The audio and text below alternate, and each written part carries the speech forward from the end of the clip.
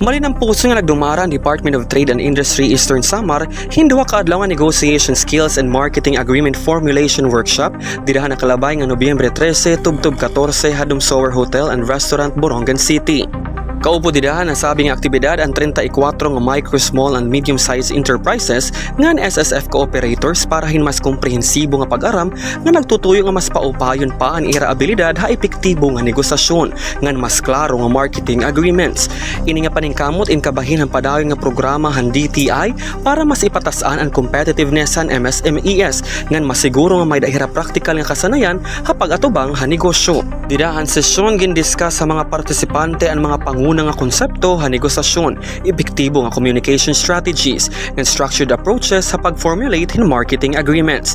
May daliwat hands-on exercises, case discussions, and simulated negotiations nga nabulig ha mga partisipante nga dayon may apply ang ira mga nahibaruan. Sumala ha DTI, ang aktibidad ay nagbubulig ha departamento nga maghimuhin mas resilient, mas preparado nga mas market-ready nga MSME sector. Pinaagihan maupay nga negotiation skills mas kayahan MSMEs makasiguruhin patas nga presyo, makadaoghin deals ngan makapatukod long-term partnerships nga magpapakadukwag han ira operasyon. Ang duha ka adlaw nga workshop in pinangunahan ni Ms. Marisa Acampado nga may haluag nga eksperyensya business development ngan contract formulation.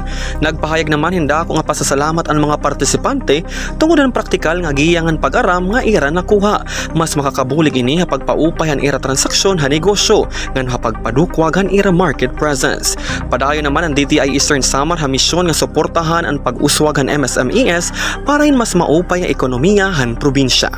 Tikang dire syudad han Borongan, Julius Gilbert Malyen, Eastern Samar News Service.